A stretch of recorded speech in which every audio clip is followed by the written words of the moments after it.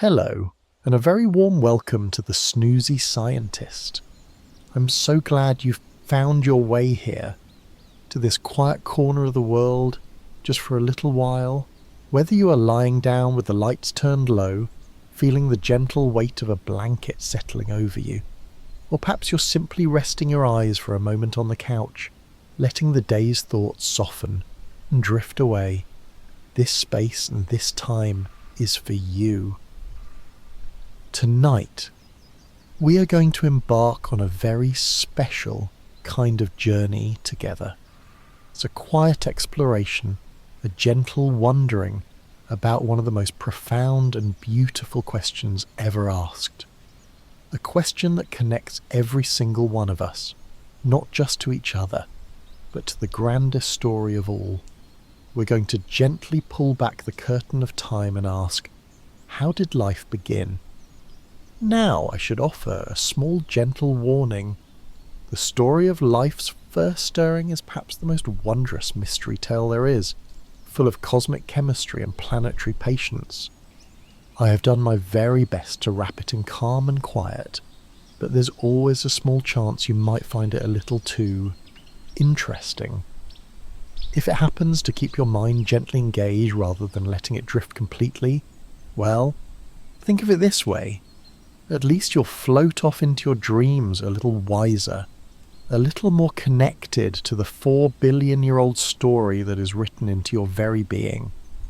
If you're already feeling a sense of peace settling in, I would be so very grateful if you considered giving this audio a gentle like, and perhaps even subscribing for more cozy explorations like this one.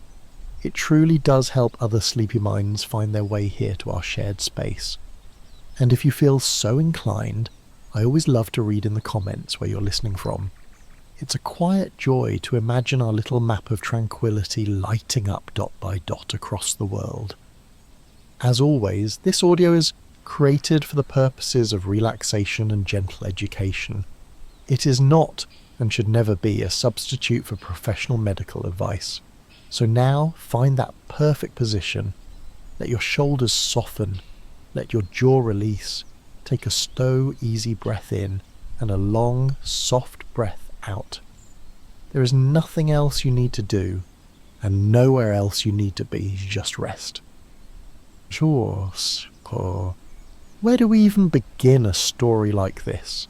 A story whose first characters are not creatures or plants, but molecules and energy.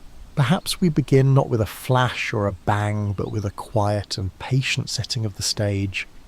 Let's allow our minds to drift back in time. Not just hundreds or thousands of years, but billions. 4.5 billion years, to be wonderfully precise.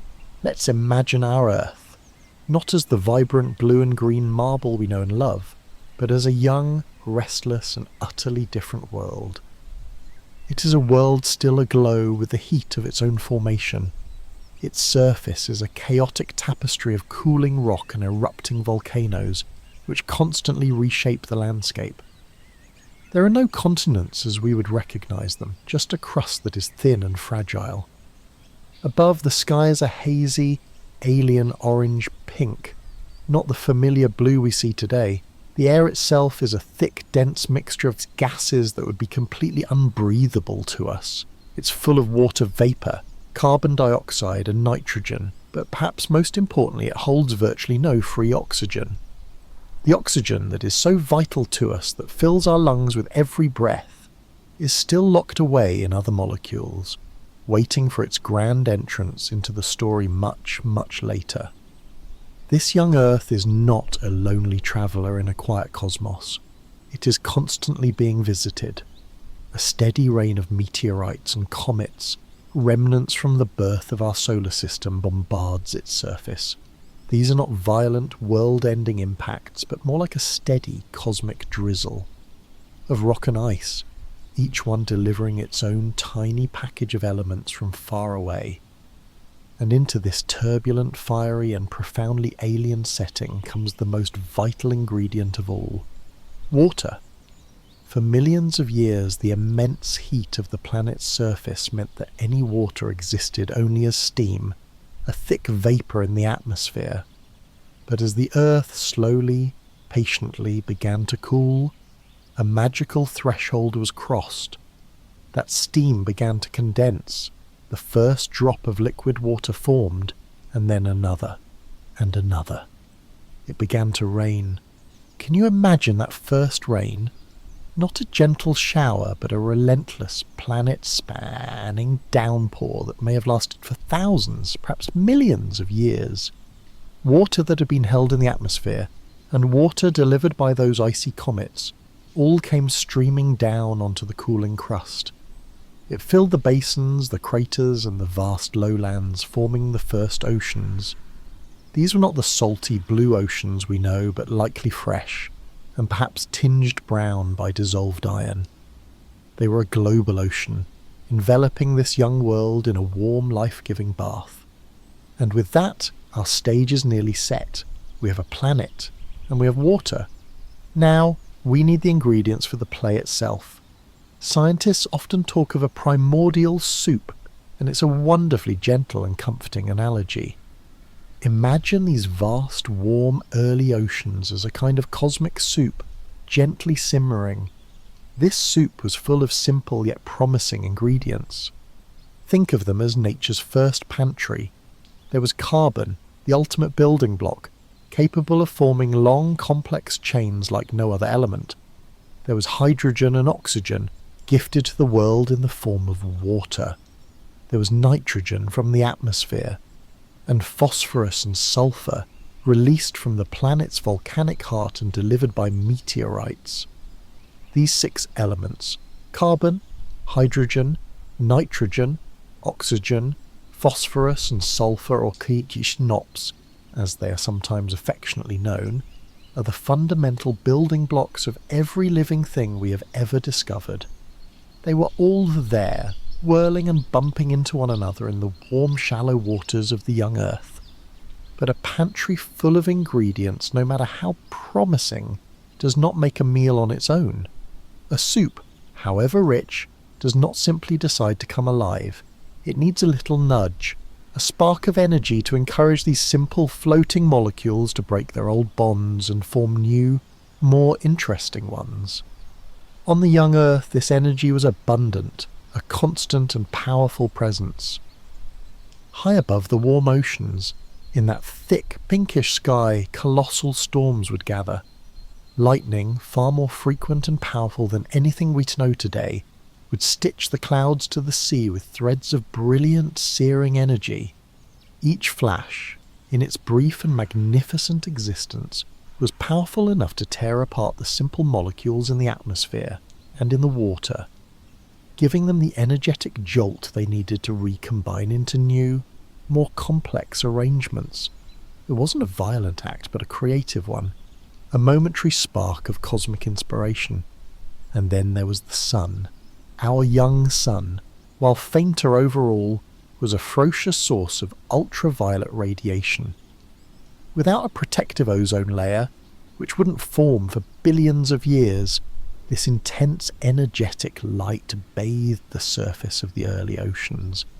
It was a constant, silent, and incredibly powerful source of energy, penetrating the top layers of the water, a relentless whisper encouraging the molecules in that primordial soup to dance, to connect, to change. But perhaps the most gentle and most promising nursery for life was not on the sunlit surface at all. Let's imagine ourselves sinking down, down, down through the warm, murky water of that ancient ocean, deeper than the light can reach, into a world of profound darkness and immense pressure. Here on the ocean floor, the planet's inner warmth bleeds out into the sea. Here we find hydrothermal vents. Imagine them as strange, towering chimneys, formed from minerals deposited by the water itself. They are like cathedrals of stone silently growing in the deep. From these structures, water that has seeped deep into the Earth's crust is now gushing back out into the ocean. This water is superheated by the planet's inner furnace, and it's rich with dissolved minerals and simple chemical compounds, picked up on its journey through the hot rock. As this hot, chemically rich water streams out of the vent and meets the cold, deep ocean water, a magical thing happens. A perfect gradient is formed, a place that is not too hot and not too cold, a place where incredible chemical reactions can happen. These vents weren't just spewing heat, they were tireless chemical factories. They were nature's own slow cookers, providing a steady, reliable source of both raw materials and the energy needed to assemble them, all in a place protected from the harsh ultraviolet radiation on the surface. A deep, dark and gentle cradle. And so, with the stage set, the ingredients provided, and the energy supplied, the first crucial step happened. From the simple non-living chemicals of the primordial soup, the carbon dioxide, the water, the nitrogen, something new began to form. The basic individual building blocks of life, as scientists call them monomers. Think of them as tiny individual Lego bricks. They are not yet a castle or a spaceship, but they are the essential pieces from which anything can be built. In labs, scientists have gently recreated the conditions of early Earth.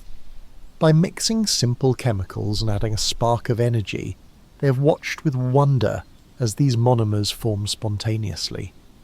The most famous of these are the amino acids. There are 20 main types, and they are the fundamental components of proteins, the very molecules that do almost all the work inside of our cells.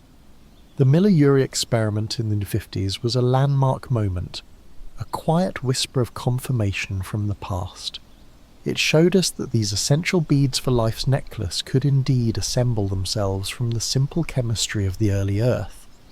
We've also found them inside meteorites that have fallen to Earth, a tantalizing clue that these building blocks may not be unique to our world, and perhaps were even delivered here from the cosmos. Alongside them, other crucial monomers were also forming. Nucleotides, the individual letters of the genetic alphabet, the pieces that would one day be strung together to form RNA and DNA, the instruction manuals for life itself. And another very special type of molecule, lipids. You can think of these as simple oily or fatty molecules, and they had a peculiar and wonderful property. One end of the lipid molecule is attracted to water, while the other end is repelled by it. A tiny molecular compass, with one end always seeking the water and the other always trying to turn away. This simple trait, this push and pull, seems small, but it would turn out to be one of the most important and elegant tricks in the entire story of life. But now our young Earth faced a new, quiet challenge. We have these wonderful new building blocks, amino acids, nucleotides, lipids, but they are adrift in a vast planet-spanning ocean. They are like single letters floating in an enormous library. For anything meaningful to be written, for any structure to be built, they need to find each other. They need to come together in one place. This is often called the concentration problem. How did nature solve this? As always, with patience and ingenuity. One possibility lies in shallow pools and coastal lagoons. Imagine a warm, shallow puddle of primordial soup at the ocean's edge. Over time, the sun's warmth would cause some of the water to evaporate, leaving behind a much more concentrated, richer broth. The monomers in the pool would find themselves much closer together, their chances of bumping into one another and interacting greatly increased. Another beautiful idea involves clay. Yes, simple, humble clay. Clay particles, when seen up close, are made of incredibly thin layered sheets. These sheets have a slight electrical charge, and they acted like a kind of molecular matchmaking service. As amino acids and other monomers floated by in the water, they would stick to the surface of the clay, like tiny bits of lint sticking to a sweater. This clay surface became a scaffold, a template, holding the monomers in place right next to each other, making it much, much easier for them to begin the next crucial step in our story, joining together. And of course, there are our friends in the deep ocean, the hydrothermal vents. The porous, sponge-like rock of the vents themselves, with all their tiny nooks and crannies, could have acted as a natural trap. concentrating these precious molecules in small protected chambers right next to a gentle and reliable source of energy. It seems our planet had no shortage of quiet, clever ways to bring the first seeds of life together, preparing them for the next great leap. And so, the quiet work of our young planet continues. In sun-drenched lagoons, on the patient surfaces of clay particles, and within the warm, porous rock of deep-sea vents, the building blocks of life were no longer adrift and alone. They were gathered together, concentrated in buzzing, humming little neighbourhoods of chemical potential. They were now close enough to meet, to interact, to take the next, most crucial step. They began to connect. This process is called polymerization. It's a simple name for a truly profound act. It is the linking of individual monomers into long, delicate chains called polymers.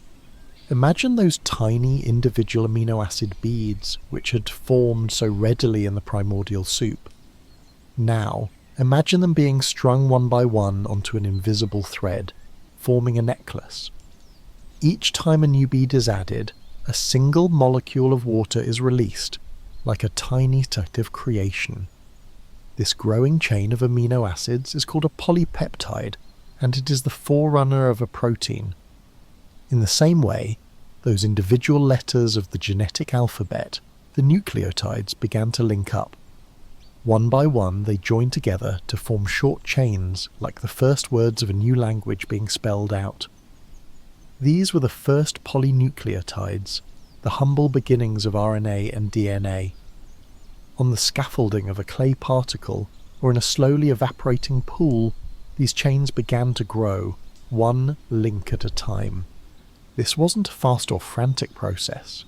It was a slow, patient chemical knitting. The gentle, cumulative result of countless random encounters nudged along by the planet's warmth and chemistry.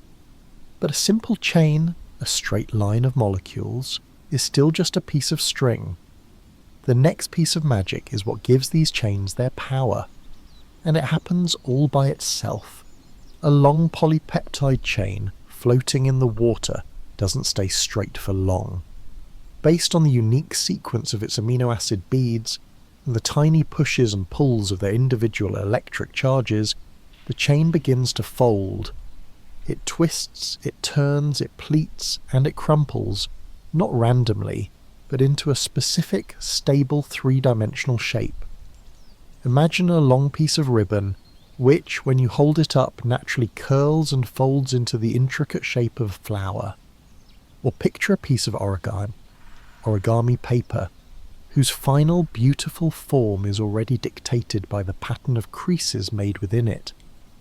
In the same way, these first protein chains folded themselves into the world's first molecular machines. And shape is everything. A protein's shape determines its function. A particular fold might create a small pocket perfectly shaped to grab onto another molecule and help a chemical reaction happen more quickly. This is an enzyme, nature's tiny catalysts. Another shape might be strong and fibrous, perfect for providing structure. With the simple spontaneous act of folding, the first verbs of life came into being. The story was no longer just about a list of ingredients, it was now about action. This created a quiet little paradox, a cosmic chicken and egg problem that puzzled scientists for a long time. Our own biology, the biology of all life today, is based on a partnership. DNA holds the master blueprint, the complete instruction manual for building an organism. But to read that blueprint and build the proteins it describes, you need proteins that already exist. And to copy the DNA itself, you also need specialized proteins. So, which came first? The blueprint, DNA, or the builder, the protein? You can't seem to have one without the other. The answer, scientists now believe, is breathtakingly elegant. It's likely that neither came first. Before the world of DNA and proteins, there was likely a world run by a different molecule entirely, a simpler, more versatile ancestor, RNA. Today RNA is often thought of as the humble messenger molecule, just a temporary copy of a segment of DNA. But early in life's history, RNA was the star of the show. This is the RNA world hypothesis, and it's beautiful because RNA is a multi-talented molecule. It can do two jobs that in modern cells are split between DNA and proteins. First, just like DNA, a chain of RNA nucleotides can store information. It can act as a template, a recipe. It can carry a genetic code. Second, and this is the crucial part, RNA chains can also fold themselves into complex 3D shapes, just like proteins can, and in those shapes they can act as enzymes, driving chemical reactions. An RNA molecule that acts as an enzyme is called a ribozyme, so this one molecule could be both the blueprint and the builder. It could store the instructions for making a copy of itself, and then it could perform the work of actually making that copy. It neatly solves the paradox. Life, in its earliest, most fragile phase, may have been an RNA world, a simpler time run by this one ingenious jack-of-all-trades molecule. Now, our story has molecular machines, the folded proteins, and a system for memory and replication, the versatile RNA. But they are still vulnerable, floating in the open water. To truly become life, they need one more thing: a home, a container. They need a boundary to separate them from the outside world. And now we come back to those other simple molecules that were forming in the soup, the lipids. Those funny little molecules with a water-loving head and a long, water-hating tail. Their time to shine has come. Imagine dropping millions of these tiny, two-faced molecules into water. What do? They do something quite magical, and once again completely spontaneous. To hide their water-hating tails from the water, they instantly arrange themselves into a perfect hollow sphere. A tiny bubble. They form a double layer, a bilayer, with all the tails pointing inwards, creating a safe, oily, water-free core, and all the water-loving heads pointing outwards, happily facing the surrounding warm. This tiny, self-forming bubble is a vesicle, and its outer wall is the first primordial cell membrane. This was a moment of profound significance, the creation of an inside and an outside. Suddenly, a small piece of the ocean could be separated from the rest. The precious molecules of early life, the self-replicating RNA strands, the newly folded proteins, could now by chance become trapped inside one of these lipid bubbles. This was the first protocell. It was not yet truly alive, but it was the vessel, the container, in which life could finally take hold. Inside its protective membrane, the chemical reactions of life could proceed in a concentrated, stable environment, safe from the randomness of the open ocean. For the very first time, there was a distinction between a self and the rest of the universe. The journey towards the first living cell had found its home, and so we have it. A tiny bubble of lipids, a fragile sphere adrift in the ancient ocean. Nature's first home. Inside this protocell, the precious molecules of emerging life are sheltered and concentrated. The RNA strands that carry the first genetic whispers, and the newly folded proteins that can perform the first simple tasks. This is a profound and beautiful image, but it is still a static one. A house, no matter how well built, is not a home until there is life within it. For this protocell to take the final momentous step towards becoming truly alive, it had to begin to do something. It had to develop a relationship with the world around it. It had to begin to eat. This is the dawn of metabolism. It's a word that might sound complex, but it is simply the gentle art of staying alive. It is the sum of all the tiny chemical reactions a cell performs to take in materials and energy from its environment, and use them to build and maintain itself. Think of it as the cell's own quiet internal engine, or a tiny bustling kitchen where it prepares its own sustenance and repairs its own walls. The first protocells were likely very gentle eaters. They didn't hunt or chase anything, they were passive. The primordial soup in which they floated was still rich with the building blocks that had formed over millions of years, amino acids, simple sugars, nucleotides. These small molecules could drift right through the protocell's simple, porous membrane. Once inside the cell's internal machinery, those clever RNA ribozymes and early protein enzymes would get to work. They would grab these free-floating resources and stitch them together, building more of what the cell needed. More RNA to store information, more proteins to do work, and more lipids to expand and repair the cell's own membrane. It was the beginning of a beautiful self-sustaining cycle. The cell could now use the resources around it to grow, to build itself from within. It was the first faint stirrings of autonomy, of an organism actively maintaining its own improbable existence against the randomness of the universe. But this idyllic time of plenty couldn't last forever. As these protocells grew and as we shall see began to multiply, they would start to use up the free lunch. The richest, most energy-packed molecules in the soup would become scarcer. To survive in the long term, life needed to find a more sustainable power source. It needed to learn how to tap into the fundamental energy flows of the planet itself. Let's return for a moment to those deep, dark hydrothermal vents.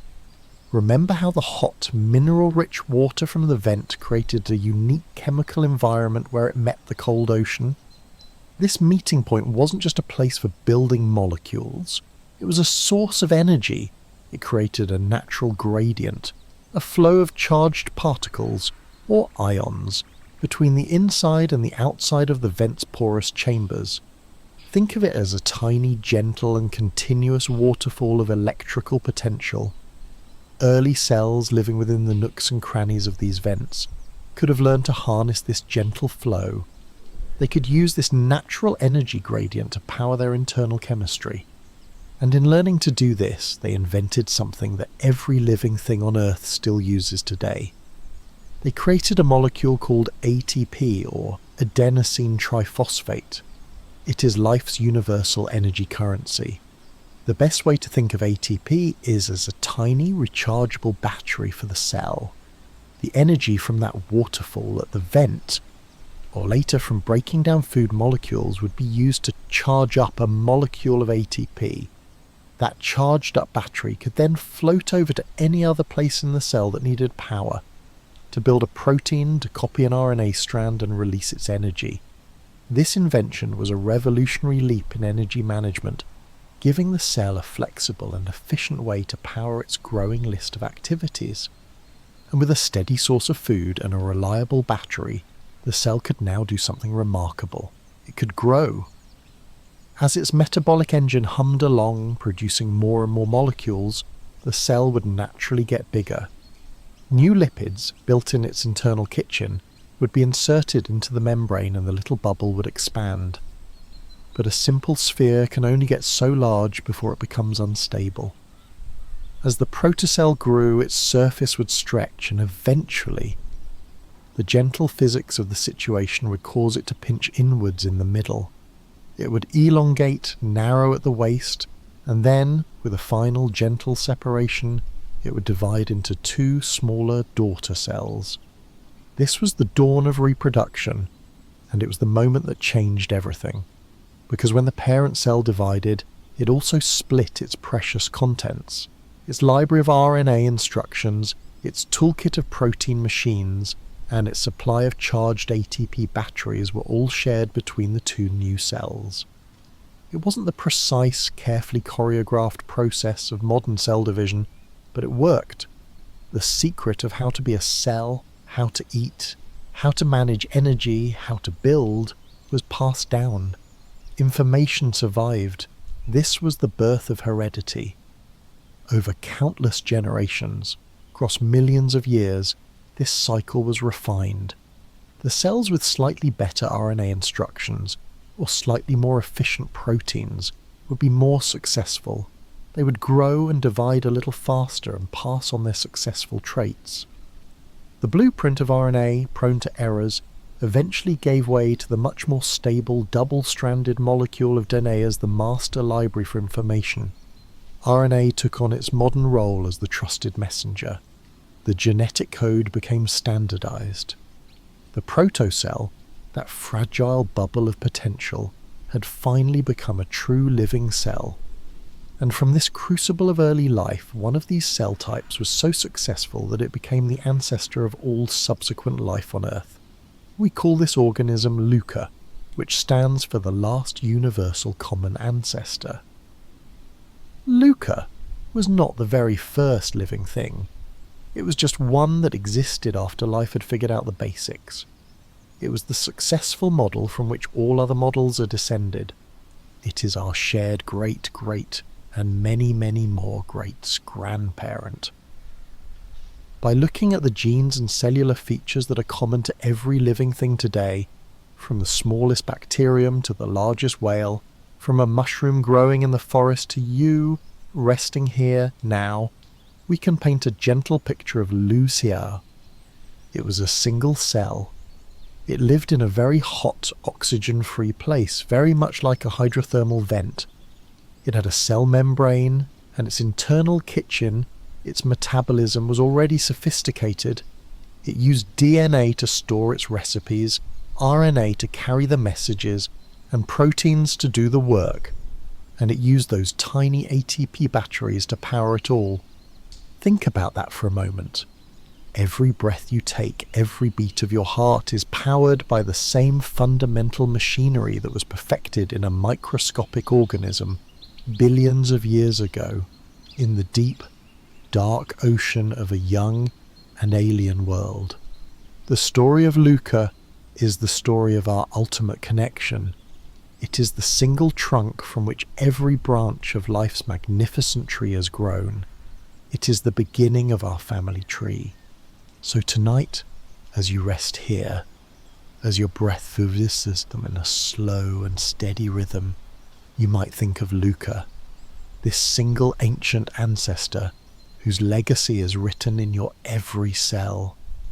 It's a quiet, humbling thought to realize that the deep, unbroken thread of life that leads to you began in such a simple yet resilient form.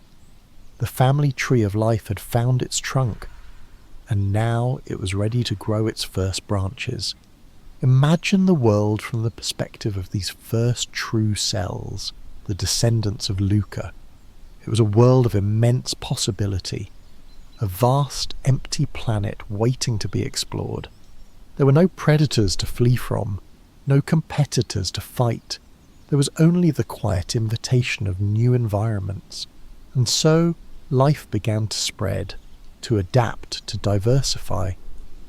From that single trunk of Lucia, the first great split occurred, a fork in the road of life's journey.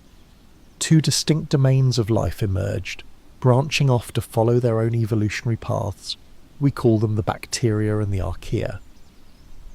On the surface, they looked very similar. Both were what we call prokaryotes, tiny single-celled organisms, simple in their structure, with their DNA floating freely inside them, not yet enclosed in a nucleus.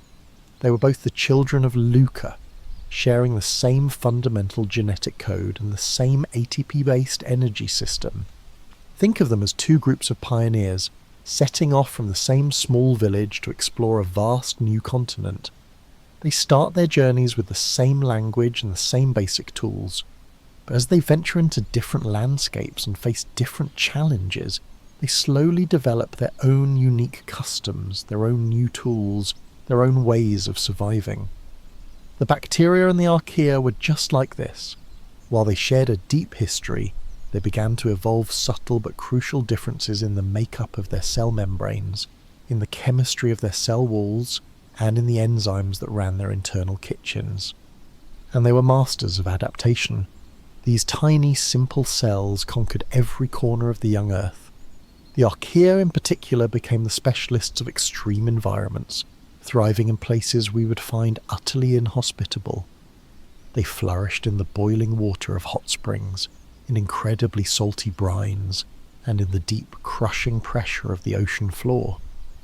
Bacteria, meanwhile, were everywhere else, in the soils, on the rocks, and throughout the vast warm oceans, for more than 1 billion years.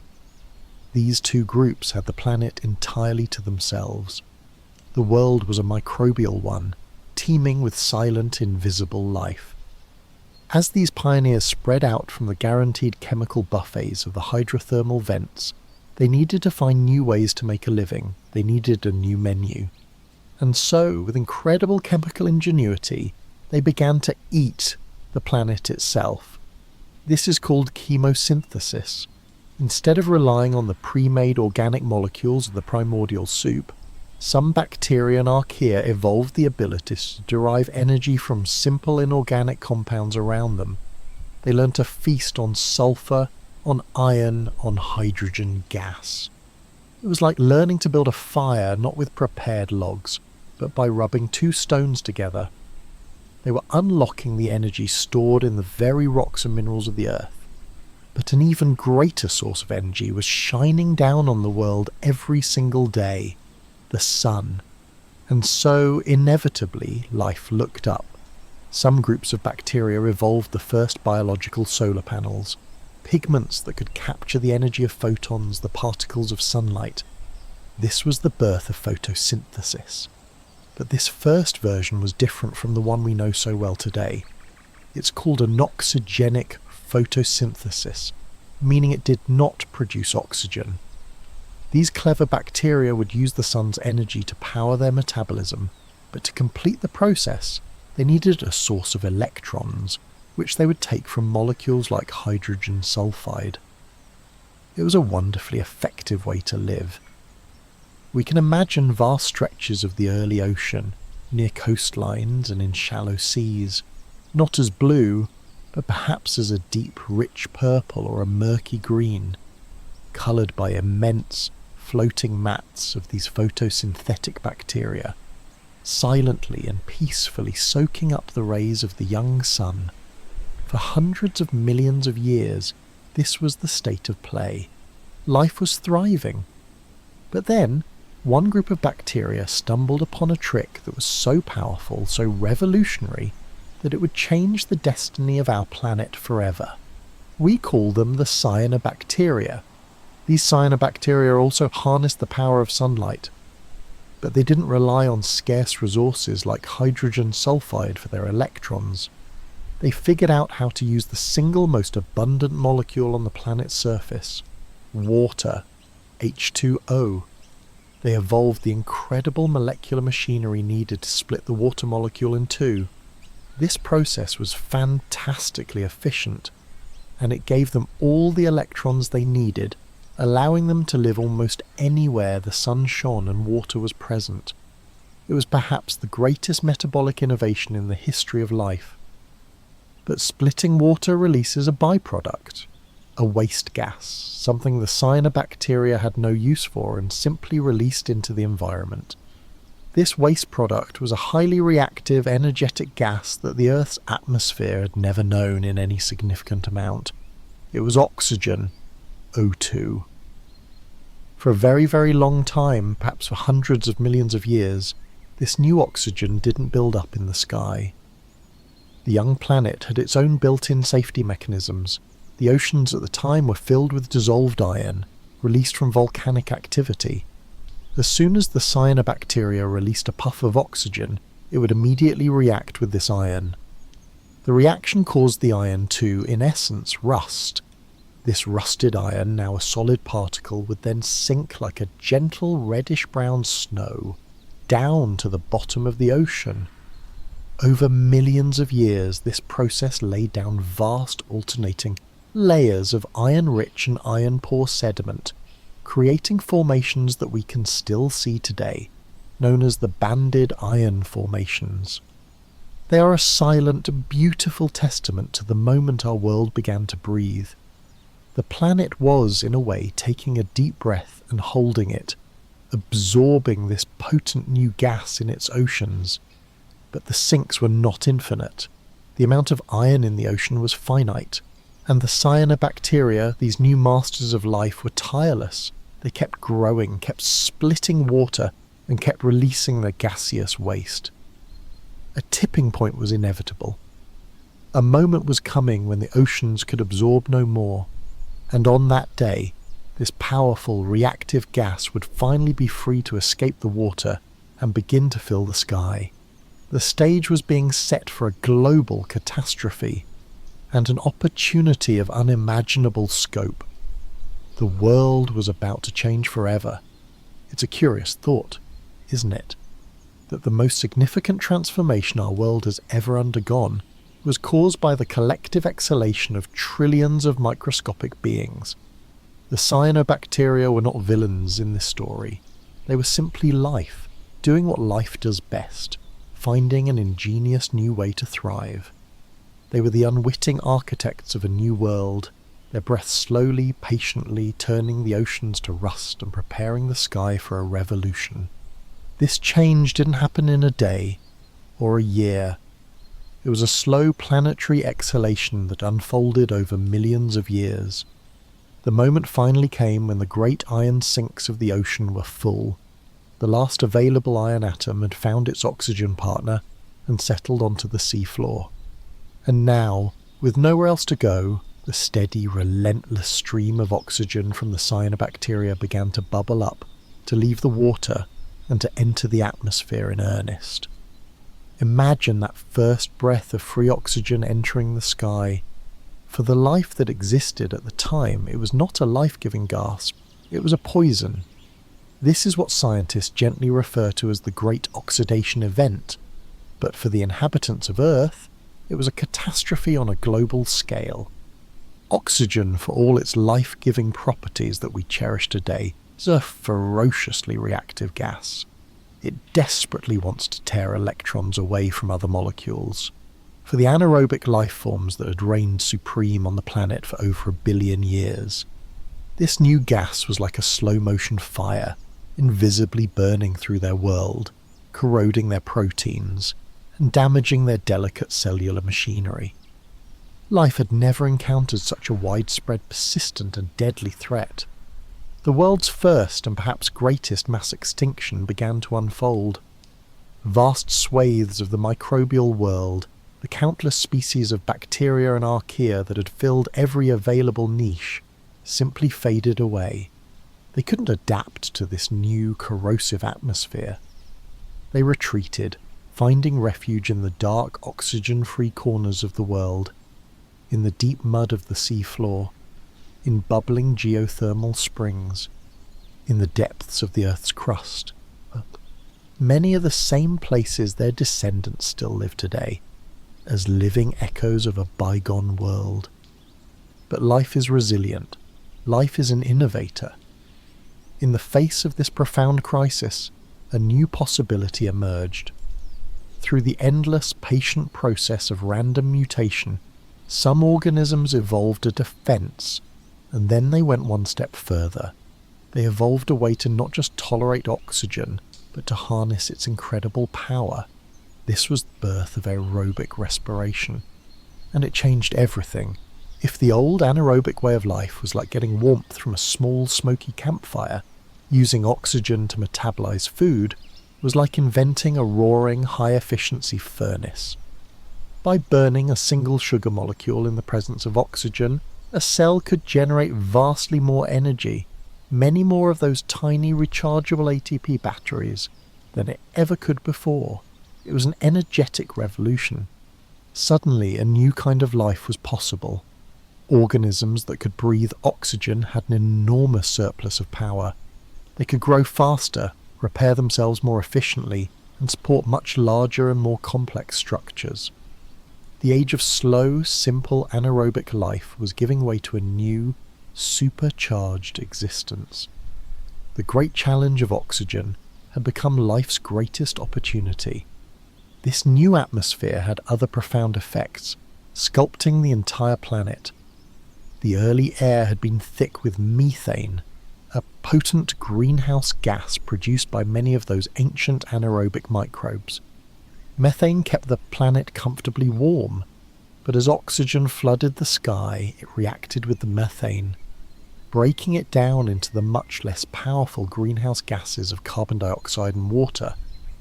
The planet's thermal blanket was suddenly getting thinner. The thermostat of the Earth was turned down, perhaps dramatically. This likely plunged the world into one of its first and most severe ice ages, a period some scientists call a snowball Earth, where vast sheets of ice may have spread from the poles almost to the equator. The world, remade by its living inhabitants, was now being chilled by the consequences. It was another phase of planetary transformation, another great challenge for life to endure and overcome. Yet, amid this crisis and change, something truly wonderful was happening high above, in the upper reaches of the new atmosphere. Up there, some of the new oxygen molecules, O2, were being struck by the sun's most powerful ultraviolet rays. This energetic blast split them apart, and they quickly reformed into a new type of molecule made of 3 oxygen atoms instead of 2. This was ozone, O3. Slowly, gently, a thin layer of this ozone began to accumulate, wrapping the Earth in a new protective shield. This ozone layer was a planetary sunscreen. It began to absorb the most energetic and harmful UV radiation from the sun, the same radiation that had for billions of years forced life to shelter in the deep water or under thick mats of slime. For the first time in Earth's history, the surface of the planet was becoming safe. The shallow seas, the coastlines, and even the bare rock of the continents were no longer being sterilized by intense radiation. The world was now not just rich with oxygen and rich with energy, it was becoming safe to explore. The planet was issuing a quiet, open invitation. The crisis had been weathered. The air had been cleared, a new powerful energy source had been tamed, and a protective shield had been put in place. The stage was now set for life to attempt its most ambitious experiment yet. The age of simple single cells was about to give way to something entirely new. Here is part 7 of your script. Would you like me to generate the next part? The soft, wondrous music continues, shifting to a tone of intricate elegance as if looking at a finely crafted jewel. Narrator. The world was truly new. The air was charged with a powerful new gas. The sky was shielded by a new protective layer, and the oceans were bathed in a gentle sunlight that was no longer a threat. For over 1.5 billion years, life had been a story of hardy survival, a tale told in the single-celled simplicity of bacteria and archaea. They were, and still are, masters of existence. But in this remade world, so rich with energy and safety, a quiet invitation hung in the air, the chance to become something more, the chance for complexity. Let's allow our minds to float once more in the sunlit waters of this ancient sea. The water is clearer now, the sunlight penetrates deeper than ever before. The world is alive with microbial activity, but there was a kind of invisible ceiling on what life could achieve. For all their success, the prokaryotic cells, the bacteria and the archaea, had a fundamental design limit. Their cellular machinery, their DNA, their proteins, all floated together in a single open compartment. Imagine trying to run a vast and complicated factory, but with no internal walls. The design department, the manufacturing line, the shipping office, and the power plant are all operating in the same cavernous room. There would be a limit to how large and efficient you could make your factory before it descended into chaos. The prokaryotes faced a similar problem. To become truly complex, life needed to invent a new way to organize itself. It needed to invent rooms. The solution when it came was not born of slow, gradual change, but from a single, fateful encounter. A moment of hospitality that would change the future of life. This beautiful story is the theory of endosymbiosis. It is a tale not of competition, but of an accidental and world-altering partnership. Our story begins with a large host cell, likely an ancient archaean that had evolved a new trick. Its outer membrane was flexible, and it could bend and warp to engulf particles from the outside world. One day, perhaps 1.5 billion years ago, this large host cell engulfed a much smaller bacterium. But this was no ordinary bacterium.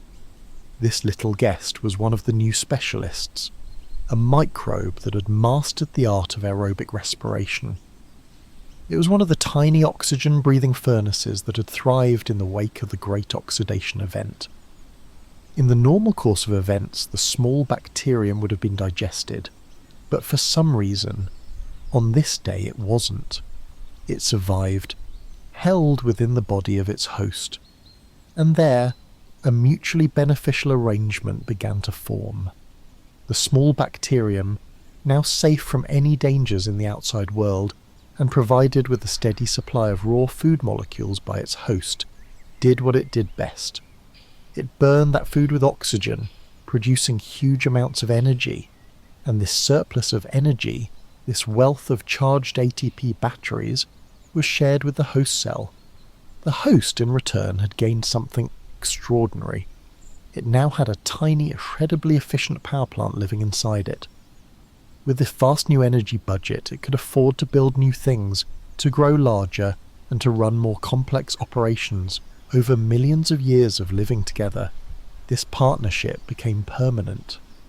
The guest bacterium gave up its independence, shedding the genes for tasks it no longer needed, and became a perfect specialist in energy production. It had become the first mitochondrion. This is the origin of the tiny structures that power your cells right now, the very reason you can turn food and oxygen into the energy of thought and movement. They are the echoes of an ancient act of cooperation. With this incredible new source of power, our host cell began to transform. It had the energy budget to finally build those internal walls, to create specialized rooms for different jobs. The most important of these rooms was built to protect its most precious possession, its DNA. The cell's genetic blueprint was gathered together and enclosed within a new, double-layered membrane. This was the birth of the nucleus. It was like the factory finally giving its CEO a quiet, protected office, safeguarding the master plans from the noisy chaos of the factory floor. And from there, other compartments began to form. A network of folded membranes called the endoplasmic reticulum became the main assembly line for proteins and lipids. The Golgi apparatus became the packaging and shipping department, sorting molecules and sending them where they needed to go. This new type of cell was an organized city, a marvel of internal architecture. This was the eukaryotic cell, the cell type that you are made of, and this incredible trick of symbiosis was so successful that in one lineage of life it happened again. Much later, one of these newly evolved eukaryotic cells, already equipped with its mitochondrial power plants, had another fateful encounter. It engulfed a cyanobacterium, one of those masters of photosynthesis. And just like before, a partnership was formed. The cyanobacterium, safe inside the larger cell, did what it did best. It used the energy of sunlight to create food. It became an in-house solar panel and a personal kitchen. In exchange for shelter, it fed its host. Over the eons, this cyanobacterium also gave up its independence and became the organelle we know as the chloroplast, the site of photosynthesis in every plant and algae on Earth. Take a quiet moment to feel the depth of that. The very cells that make up your body are not single entities. They are ancient living communities. You are an ecosystem. You're a walking, breathing testament to a moment of grace, a time when one cell welcomed another, and together they created something entirely new. The power plants within you are the descendants of ancient bacteria, and the chloroplasts that power every leaf and blade of grass are the descendants of the very same cyanobacteria that once transformed our entire world. Life, it seems, is not just a story of struggle, but a story of profound and beautiful connection. The Edakaran garden, that quiet, ghostly prologue to the world of animals, had faded. For millions of years, these soft-bodied pioneers had their time in the sunlit seas, a first draft of multicellular life written in the fine ocean mud. Their disappearance is a quiet mystery, the closing of a chapter, but their departure left the stage clear. It was the deep, expectant silence before a symphony is about to begin. A new kind of actor was waiting in the wings, an actor with an entirely new toolkit of creative possibilities. What happened next was one of the most remarkable periods in the 4 billion year history of life. It's called the Cambrian Explosion. Now the word explosion is a little dramatic. It wasn't a loud bang, but more of a sudden, dazzling flowering of diversity, a burst of evolutionary creativity that unfolded over millions of years, beginning around 541 million years ago. In the geological blink of an eye, the seas went from being populated by simple, strange and slow-moving creatures to being filled with an incredible array of animals, representing the ancestors of almost all major animal groups that exist today. The question is, why? Why then? Part of the answer lies in the genes themselves. Deep within the eukaryotic cell, a new set of genetic tools have been perfected. These are the master control genes, often called Hox genes. Think of them not as the genes that build a leg or an antenna, but as the master architects that tell the growing embryo where to put those things. They are the switches that control the overall body plan, laying out the grid of an animal from head to tail.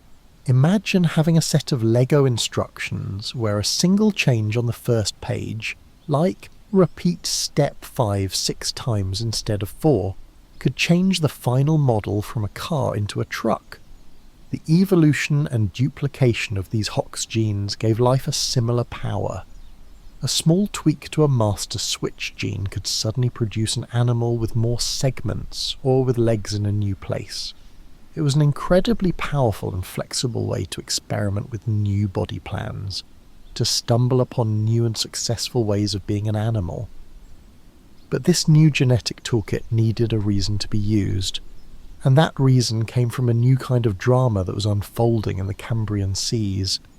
This was the dawn of a new relationship between animals, predation. For the first time, creatures were evolving the ability to actively hunt and eat other creatures. This set up a gentle but powerful evolutionary dance.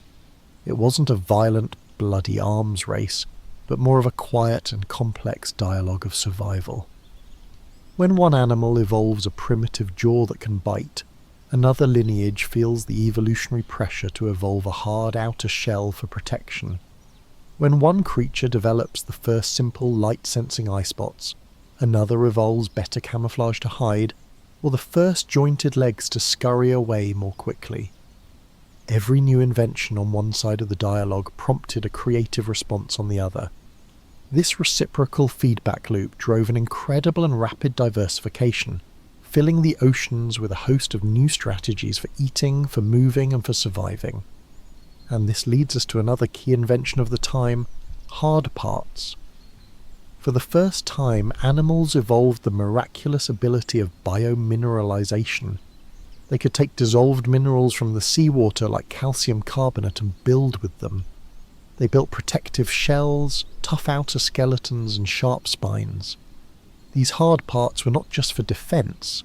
They provided a rigid framework for the body, allowing animals to grow much larger and more complex than their soft-bodied ancestors. And critically, they provided firm anchor points for muscles. This allowed for stronger, more efficient movement, making active swimming, powerful crawling, and deep burrowing into the seafloor possible. This invention of shells and skeletons is also why the fossil record seems to explode with life at this time. Soft bodies rarely fossilize, hard parts do. The Cambrian explosion is, in part, an explosion of things that were finally able to leave a lasting trace of their existence in the rock. So let's drift into those waters and meet some of these wonderful new beings. The seafloor is teeming with trilobites. They're perhaps the most famous residents of this ancient world, scuttling along on jointed legs like the woodlice of the Cambrian seas. Their bodies are divided into 3 distinct lobes, and they look up at the world through some of the first complex, compound eyes ever to have existed. Gliding gracefully through the water above is the king of this era, Anomalocaris, the abnormal shrimp. A giant for its time, maybe 1/2 meter long, it moves with the gentle pulsing of undulating fins. At its front, 2 large stalked eyes survey the scene, and 2 spiny grasping arms are ready to catch any trilobite that isn't watchful enough. It is the ocean's first great predator, a quiet and efficient ruler. Crawling on the seafloor among the trilobites are other stranger beings. Here is Wiwaxia, a small slug-like creature completely covered in protective carbonaceous scales and 2 rows of long, elegant spines. It looks like a tiny armoured jewel making its slow way across the mud, and next to it is the famously bizarre Hallucigenia, a creature so strange that when we first found its fossils, we reconstructed it upside down and backwards. It walks on 7 pairs of delicate stilts, with a row of sharp spines pointing upwards from its back, a perfect testament to life's willingness to experiment. And among all this strangeness, there is another, more humble creature. It's called Pikaia. It's a small, flattened, ribbon-like animal that swims by flexing its body from side to side. It doesn't have a shell, or spines, or giant eyes. It looks rather plain, but it possesses one truly special feature, visible as a faint line running the length of its body. It is a stiff yet flexible rod called a notochord, a primitive backbone. This small, unassuming creature was one of the world's first chordates. It is a member of the very same group of animals that would, over the next 500 million years, give rise to the fish, the amphibians, the reptiles, the dinosaurs, the birds, and eventually to us. In that little swimmer, we see the echo of our own deepest ancestry, and so the blueprints were drawn. In the fertile chaos of the Cambrian seas, the great lineages of animal life had been established. It was a time of dazzling experimentation, a creative frenzy that laid the foundations for the entire animal kingdom. The strange armoured creatures, the first hunters, the first hiders, all played their part, and among them that humble ribbon-like swimmer, Pikaia, carried within its simple body the promise of our own future. The story of life was now a vibrant, teeming, aquatic drama, but for all its wonder, this drama was contained entirely within the water. Above the waves, a whole other world lay waiting. A silent, empty world. Let's allow our minds to rise up from the surface of the Cambrian Sea and look towards the shore. We see vast continents of bare rock, sand and dust, a landscape baked by a sun unfiltered by any leafy canopy, and scoured by winds that carried no scent of pollen or damp earth. For over 3 billion years, the continents had been almost entirely barren. Life was an oceanic phenomenon. The land was a beautiful but harsh and sterile frontier. To conquer this frontier was perhaps life's greatest challenge.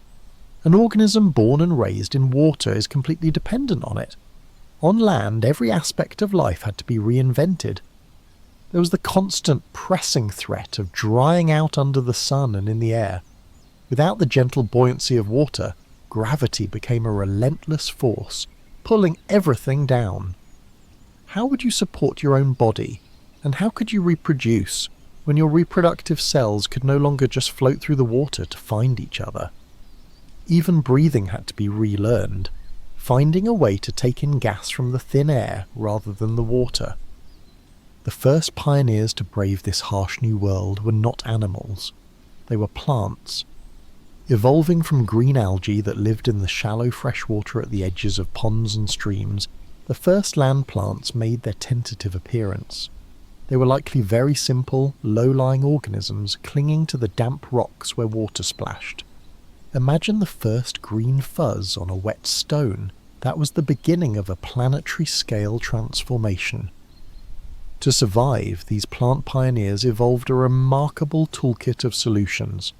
To stop themselves from drying out, they developed a thin, waxy coating on their surfaces, a waterproof raincoat called a cuticle. To breathe, they evolved tiny, controllable pores on their leaves called stomata, which could open to take in carbon dioxide and then close to conserve water. To defy gravity and reach for the sunlight, they developed rigid tissues. The most important of these was lignin, a strong complex molecule that provided structural support, allowing plants to grow tall for the first time. They also evolved an internal plumbing system of vascular tissues, tiny tubes to pull water up from the ground, and other tubes to send the sugars made in the leaves down to the rest of the plant. This was the invention of wood, and with it came the first true forests, changing the face of the continents. And to solve the problem of reproduction, they developed tough, resilient spores, and later, the revolutionary invention of the seed, a tiny sleeping embryo, packaged with its own lunchbox of nutrients inside a durable protective shell. The seed allowed plants to spread far and wide, conquering the dry interiors of the continents. Once the plants had established this green beachhead, they created a new world of opportunity. They created food, shelter and humidity, and so inevitably the animals followed. The first animals to crawl out of the water and onto the land were almost perfectly pre-adapted for the challenge. They were the arthropods, the group that today includes insects, spiders and scorpions. Their existing hard exoskeleton gave them a ready-made suit of armour against dehydration and a sturdy support against gravity. Their jointed legs, already adept at scuttling across the seafloor, worked just as well on dry land. We can picture them in our minds, these first animal explorers. Scorpion-like creatures and ancient millipedes, venturing out from the water's edge to feast on the rich carpet of decaying plants. A new ecosystem was being born. But what about our own ancestors? The vertebrates were, at the time, still exclusively aquatic, but some of them were developing features that would, by chance, become the key to a new life. These were the lobe-finned fishes. Unlike most fish, whose fins are delicate rays of skin, the lobe fins had fleshy, sturdy, lobe-like fins supported by a pattern of bones that was uncannily similar to the bones in your own arms and legs. In the shallow, swampy, freshwater ecosystems of the Devonian period, a truly special creature lived. Its fossils were found in the Canadian Arctic, and its name is Tiktaalik. It was a fish, but it looked like a curious cross between a fish and a salamander.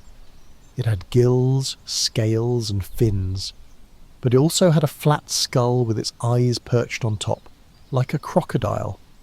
It had a flexible neck, allowing it to turn its head.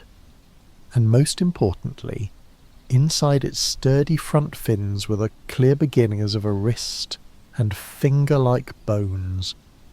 Tiktaalik was a fish that could do a push-up.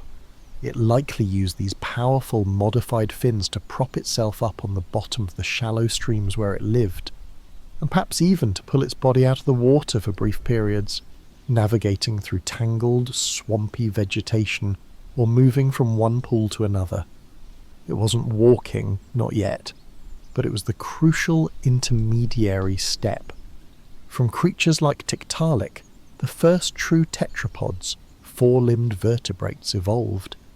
These were the first amphibians.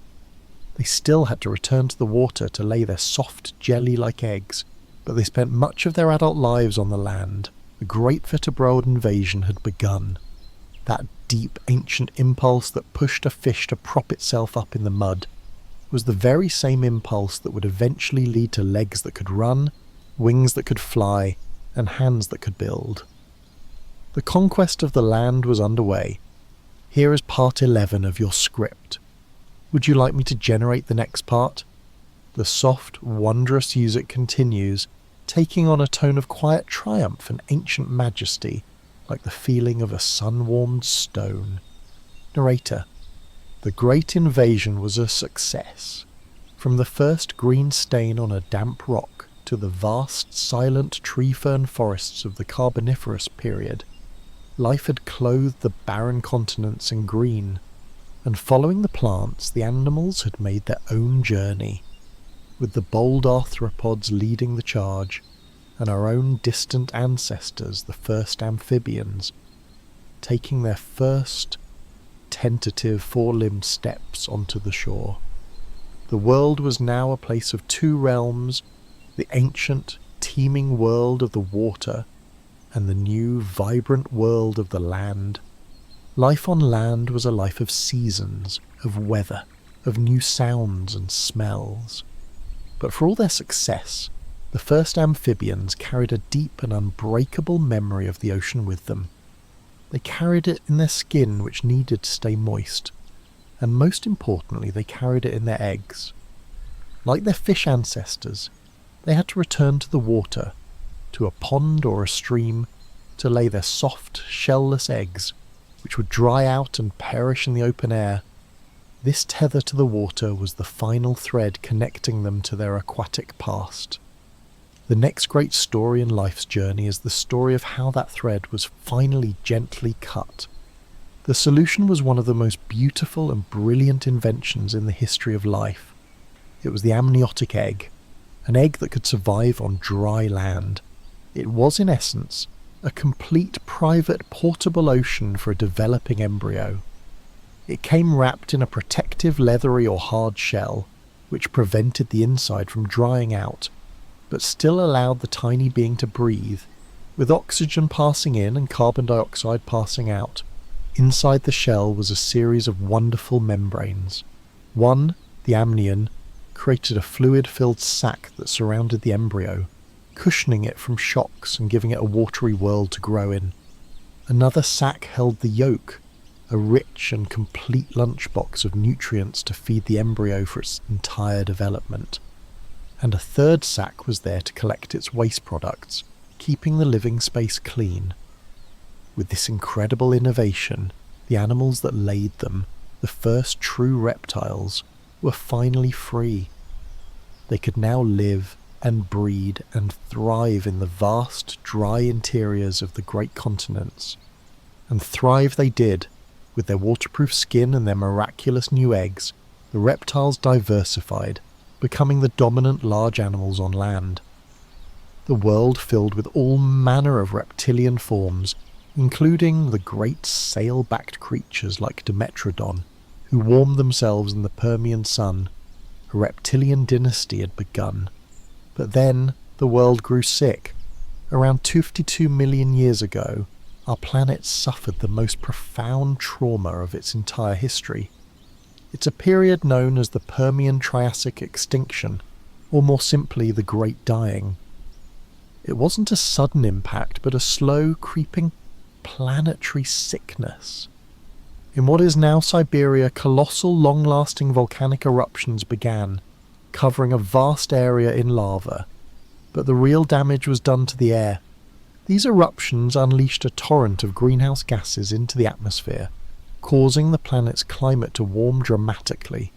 The oceans absorbed these gases and became acidic, and their oxygen levels plummeted. It was a quiet and terrible filter for life. Across the globe, ecosystems collapsed. We must imagine it not as a loud and violent end, but as a slow fading, a world falling into a deep, profound hush. Perhaps as many as 95% of all species in the ocean and 70% of vertebrate families on land simply disappeared from the story forever. The world that emerged from this long sickness was an empty one, an open canvas full of opportunity for the few hardy survivors. And in this new Triassic world, a new group of reptiles began to rise and diversify, evolving to fill the vacant roles. One of these groups was the dinosaurs. They had a few key advantages, but one of the most important was their posture.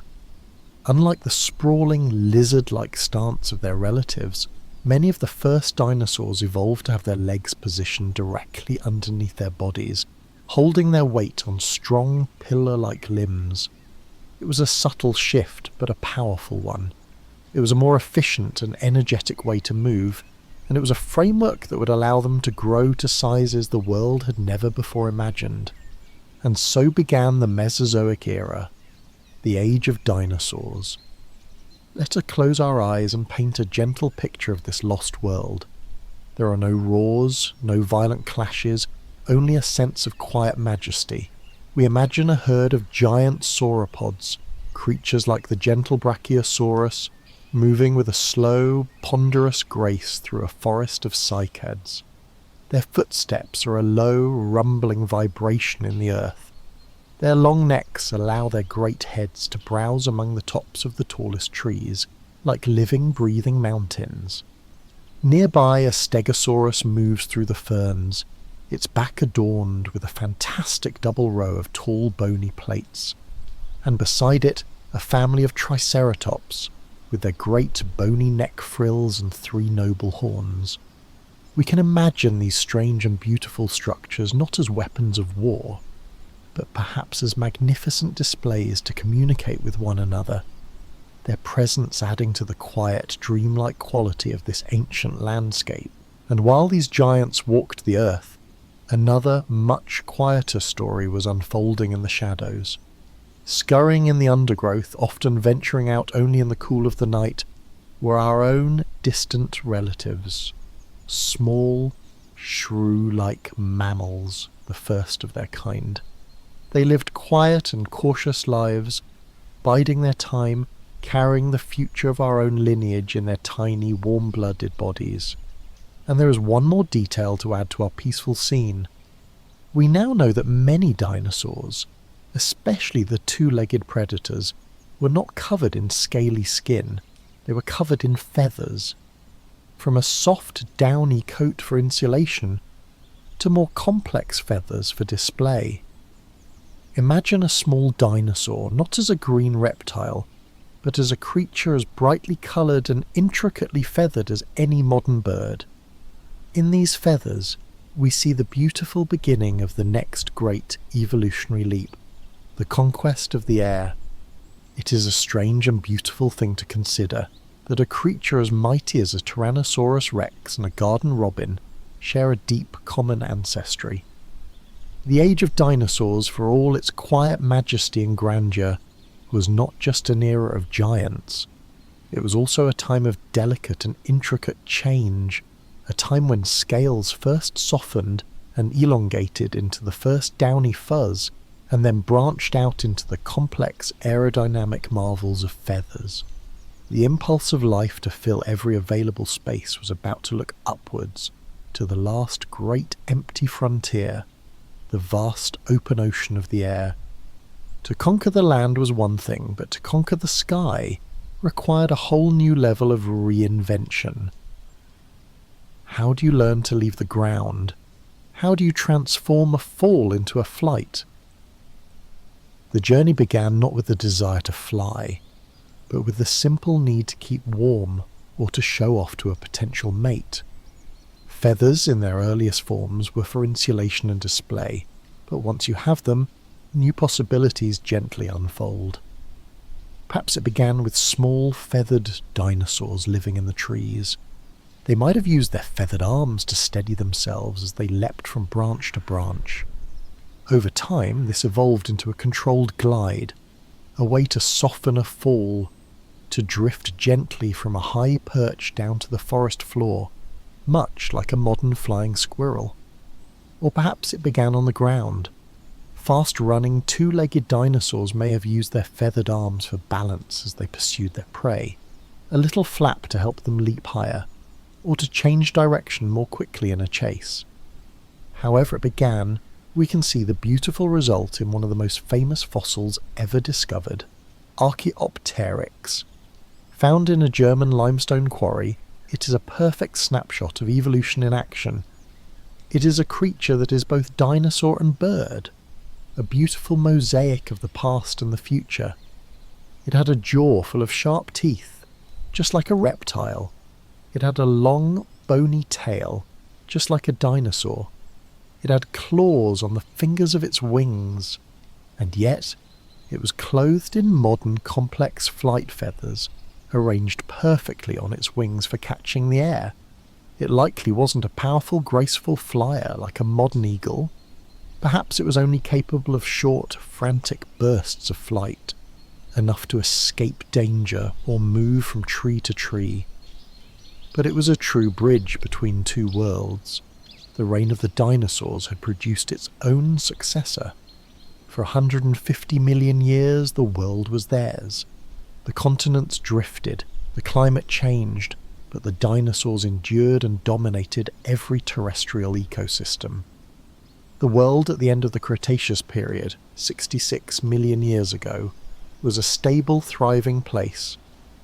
And then, on an otherwise perfectly ordinary day, the world received a visitor from outer space. An asteroid, perhaps the size of a mountain, travelling at an immense speed, struck the Earth in the shallow seas of what is now the Gulf of Mexico. The impact itself was a moment of unimaginable energy release, a profound shock to the planet. But the true devastation came in the days and months and years that followed. The impact blasted a colossal amount of pulverized rock, dust and soot high into the atmosphere, where it spread around the globe. This thick cloud of debris created a deep planetary twilight blocking out the light of the sun. The world grew dark, and it grew cold. This was an impact winter. On the land and in the sea, the plants and the plankton, unable to perform photosynthesis in the gloom, began to wither and die. And as the foundation of the food chain crumbled, the entire ecosystem collapsed in on itself. The great gentle herbivores, who needed vast quantities of plants to survive, slowly faded from the story, and the magnificent carnivores who hunted them soon followed. It wasn't a loud, fiery apocalypse, but a slow, quiet and relentless fading. The long, majestic age of the dinosaurs fell into a deep and final silence. It was another of life's great filters, and as before, the largest and most specialized creatures were the most vulnerable. The survivors were the small, the humble, and the adaptable. They were the creatures who could hide or burrow, or who were not picky about what they ate. And scurrying amongst the decaying leaf litter of the dying forests were the mammals. Our distant, shrew-like ancestors, their great patience living for millions of years in the shadows of the giants, was finally rewarded. Their small size meant they needed far less food to survive. Many were likely nocturnal, and had the ability to burrow deep into the ground, which would have offered them protection from the worst of the impact's immediate aftermath. They could eat almost anything: insects, worms, roots, the scraps of a dying world. And they survived. And they were not alone. The birds, the feathered descendants of the dinosaurs, also faced the crisis. Many lineages of birds perished, but the ancestors of all modern birds made it through. Their incredible gift of flight allowed them to travel vast distances, to cross barren landscapes in search of surviving pockets of life. And their beaks, having long since lost the heavy teeth of their ancestors, were wonderfully adaptable tools, perfect for probing the dirt for insects or cracking open the last remaining seeds. The world had been wiped clean again. The great reptilian dynasty was over. As the dust slowly settled and the sun began to warm the earth once more, it shone down upon a quiet, wounded planet. But in that quiet, the survivors were stirring. The small, furry mammals and the resourceful, feathered birds. The stage was empty, and a new age was about to dawn. An age that would, in time, become our own. The great silence left by the dinosaurs did not last forever. In the twilight of the wounded world, as the dust settled and the warmth of the sun returned, the survivors began to emerge from their burrows and their hiding places. The world they inherited was a clean slate, a landscape of quiet possibility. The giant footsteps were gone, the colossal shadows had vanished. The planet was holding its breath, waiting to see what would come next. Who would inherit this new world? The answer was already written in the small, furry bodies of the mammals who had weathered the storm, and in the resourceful, feathered birds who had flown through the fire. These two groups, emerging from the shadow of the great reptiles, exploded in a dazzling burst of creativity, a story known as an adaptive radiation. With all the planetary jobs held by the dinosaurs suddenly vacant, it was as if a global career fair had opened, and the mammals, with their warm-blooded, adaptable blueprint, were ready. It was as if the simple, shrew-like body plan of their ancestor was a lump of wet clay that could now be moulded into 1,000 different forms to fit 1,000 new ways of life. From that humble beginning arose the first true primates, their nimble hands and keen eyes destined for a life in the trees. The first hoofed animals appeared, ancestors of the horses and antelope that would soon graze on spreading grasslands. In the oceans, some mammals, in a remarkable evolutionary echo, returned to the sea, their legs transforming into flippers and their bodies streamlining to become the first whales and dolphins. And on the ground, the lineage of tiny hunters began that would eventually lead to the cats and the dogs we know and love today. The age of reptiles had given way, and the age of mammals had truly and beautifully begun. Let us now follow just one of these branches as it grows. Our own branch, the story of the primates. In the warm, lush forest that grew after the extinction, our earliest primate ancestors found their home. They were small creatures, and their success was built on a suite of adaptations for a life spent in the complex, three-dimensional world of the forest canopy. Instead of the claws of their ancestors, they evolved wonderfully nimble hands and feet, with long fingers and an opposable thumb, perfect for gripping branches securely. Their eyes, instead of being on the sides of their head, moved to the front. This gave them overlapping fields of vision, creating stereoscopic three-dimensional sight. It's a trick that is absolutely essential for judging distances accurately when you are leaping from one branch to another, high above the ground. And to process all of this complex visual information, and to navigate the intricate pathways of the forest, their brains began to grow in size and complexity. For millions of years this was our ancestors' world, a life of fruit and leaves and insects, a life of leaping and climbing in the endless green. But the climate of the Earth is never still. The planet began a long, slow cooling trend. The vast, warm tropical forests, particularly in Africa, began to recede. In their place, a new kind of landscape began to spread, the open grassy plains of the savannah. For the primates who lived there, this was a profound challenge. Their home was shrinking. The safe highways of the treetops were becoming fragmented and sparse. But it was also an invitation. A new frontier, full of new foods and new dangers, was opening up. And so some primates began to spend more and more time on the ground, venturing out from the edge of the forest into the tall waving grass.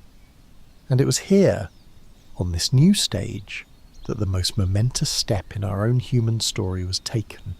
These primates began to stand up. This is the dawn of bipedalism, the art of walking on two legs. The evolutionary pressures to do so were gentle, but persistent. Standing upright allowed you to see over the tall grass, to spot a distant predator or a promising grove of trees.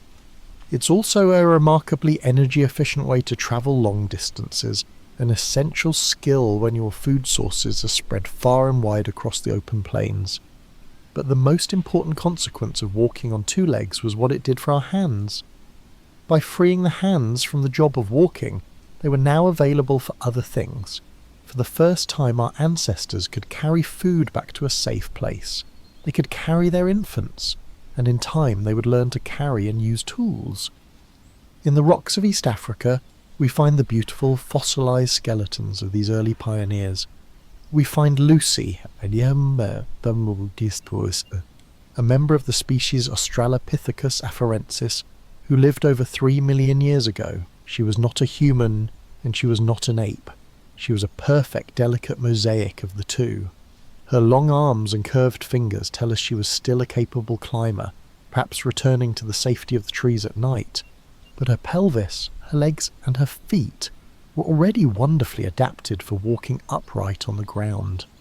She was a creature of two worlds, the receding forest and the open savanna. Let's take a moment and picture her, or a small family of her kind walking across the African plains as the sun begins to set. The long journey of life from the first stirring in the primordial sea, through the age of silent microbes, through the reign of fishes and dinosaurs has led to this. A small vulnerable creature standing on its own 2 feet under a vast sky, its hands now free, its mind shaped by the forest, now looking out upon a new and challenging world. The journey towards humanity had truly begun.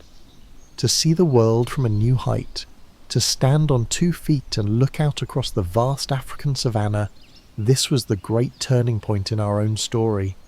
Our ancestors, those creatures who were no longer ape but not yet human, had taken a brave and irrevocable step into a new way of being. Their journey had freed their hands, but the profound question remained: what would they do with this new gift? For millions of years, hands had been for climbing, for grasping, for locomotion.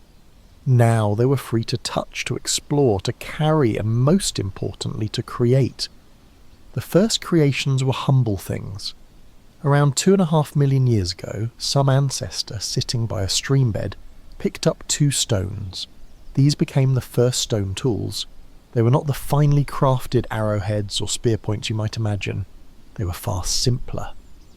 The toolkit consisted of a smooth rounded cobble, a hammer stone, which was used to strike a sharp flake from another stone, the core.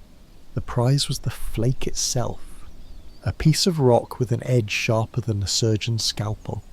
This simple invention was a revolution. It gave our ancestors a capability no other animal possessed. With this sharp edge, they could now do things that were previously impossible. They could slice through the tough hide of a dead animal to get at the meat beneath.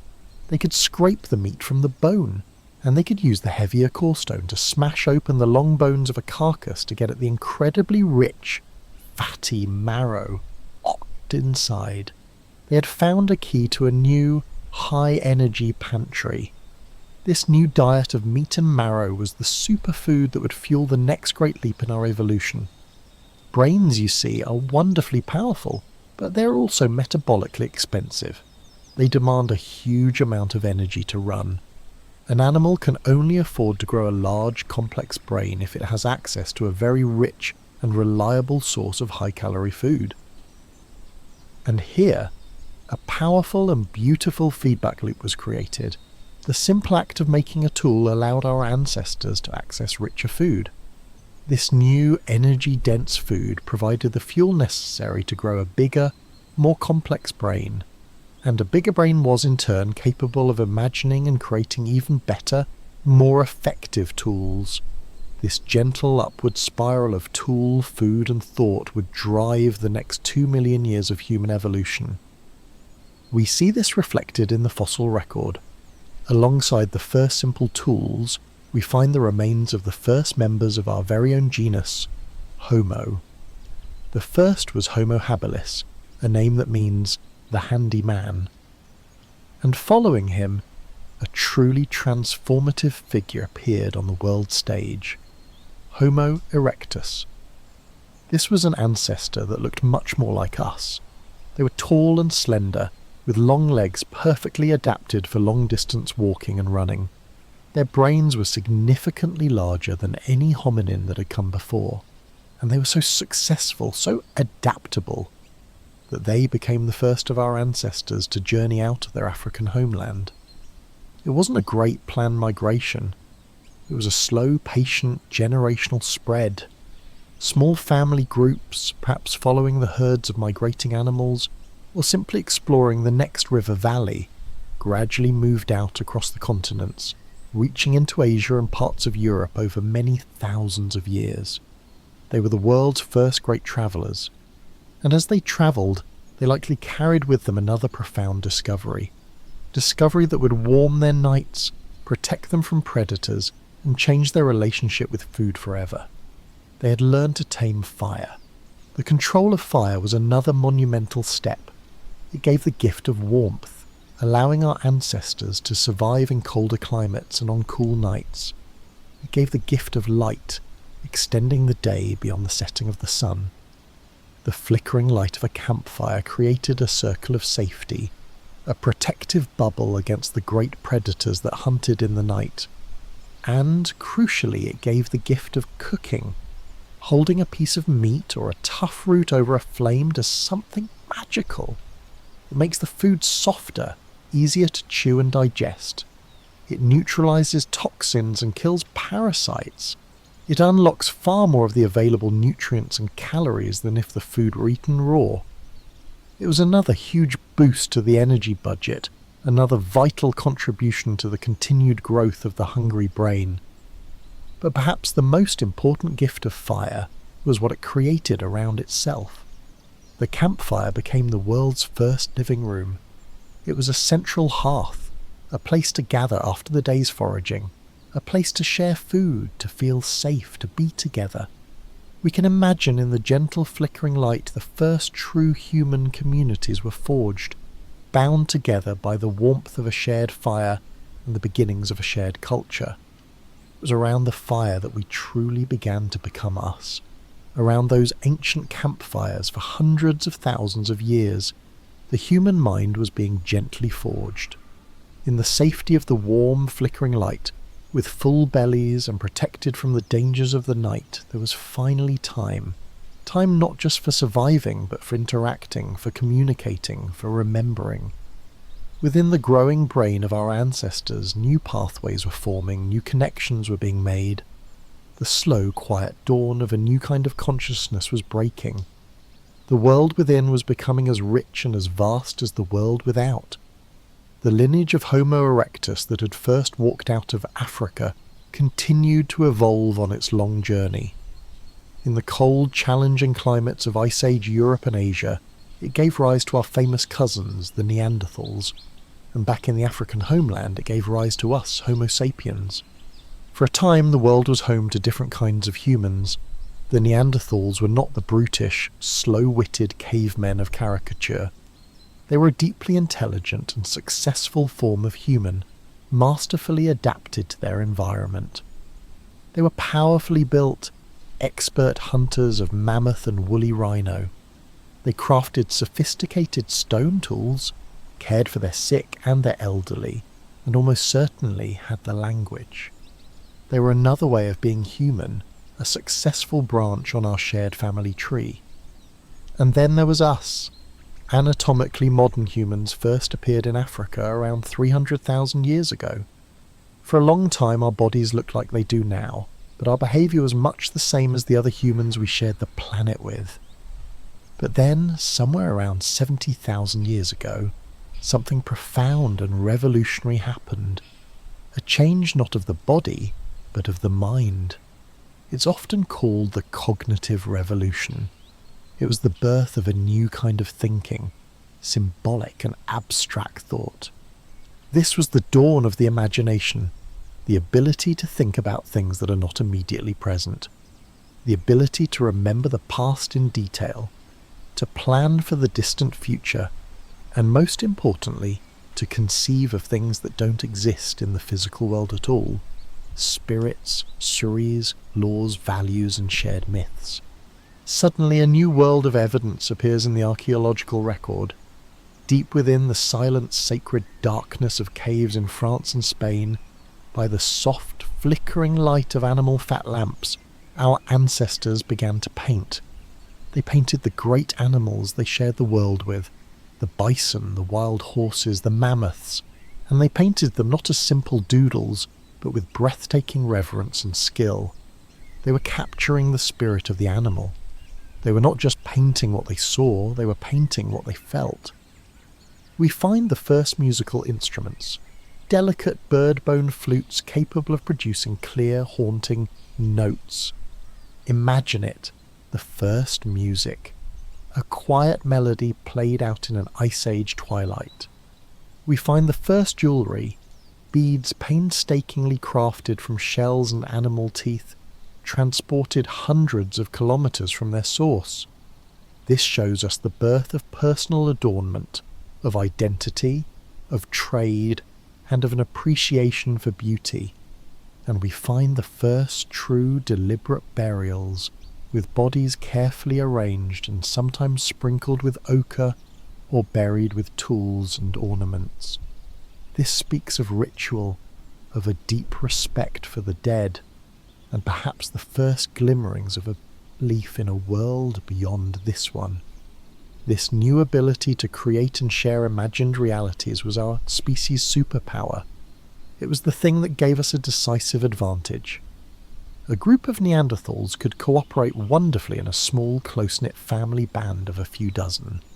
But Homo sapiens could now cooperate in groups of hundreds or even thousands. Why? Because they could all be bound together by a shared story. A belief in the same ancestral spirit, the same tribal identity, the same set of rules for behaviour. You can't get 1,000 chimpanzees to work together because they don't know each other personally. But you can get 1,000 or 1,000,000 humans to build a city or a cathedral, or to journey into space because they all believe in the shared fictions of money and nations and laws and human rights. This ability to unite flexibly in vast numbers is what allowed us to innovate, to adapt, and to spread across the globe with astonishing speed. And so we did.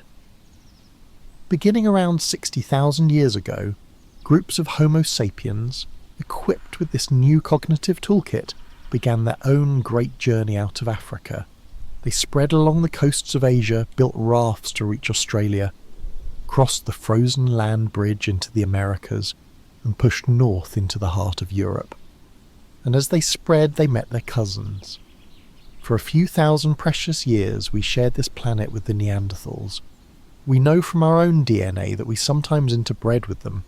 Many humans today carry a small percentage of Neanderthal DNA, a quiet cellular echo of a time when we were not alone. But in the end, there was only one species of human left. Whether the Neanderthals and other hominins were violently pushed aside, or whether they were simply outcompeted and absorbed by the fast-growing populations of these new storytelling humans, we don't know for sure, but their worlds grew smaller, and eventually they fell silent. And so our story, the great 4-billion-year journey of life, has led to this moment. To our ancestors, standing at the mouth of a cave looking up at a sky full of stars, their minds now filled not just with the hunt of tomorrow, but with stories of the creation of the world, with images of the great spirit animals, and with the first deep, wondering questions about the vast universe that had, through them, finally begun to be aware of itself. The journey was almost complete, and so our quiet journey together comes to a gentle close. We have travelled an immense distance tonight, not across space but through the deep winding river of time, from a silent, restless planet and the first hopeful stirring of molecules in a warm primordial sea. We watched as life learned to breathe, a breath that rusted an entire world and prepared it for a new kind of existence. We felt the profound welcome of endosymbiosis, the ancient partnership that built the complexity of the eukaryotic cell, the very cell that builds you.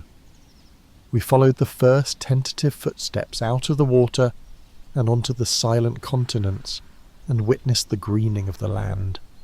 We stood in the quiet majesty of a dinosaur forest, and hid in the shadows with our small mammalian ancestors, biding their time.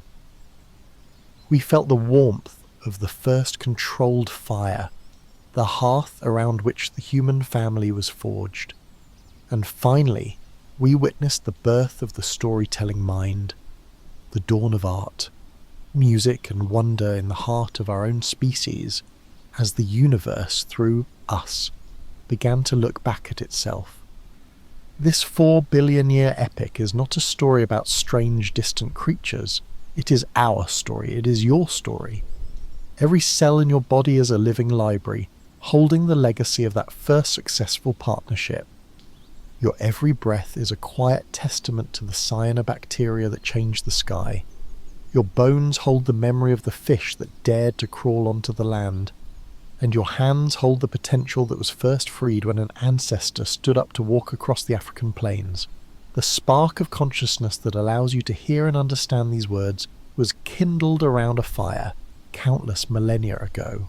And so tonight, as you lie here, resting on the very cusp of sleep, know that you are not separate from this grand and beautiful unfolding. You are its current, most wondrous chapter. You are the living culmination of an unbroken chain of survivors, of innovators, of collaborators, of accidents and of triumphs stretching all the way back to the very beginning. You are a vessel of ancient history and boundless potential. You belong to this story and it belongs to you. If our time together on this journey has brought you some small measure of peace or wonder, I would be so very grateful if you felt inclined to give this audio a gentle like, and perhaps to subscribe for more quiet explorations like this one. It truly does help our small community of sleepy minds to find their way here. May your rest be deep and peaceful, filled with dreams as vast and as beautiful as the story you are a part of. Sleep well, and until next time, keep wondering.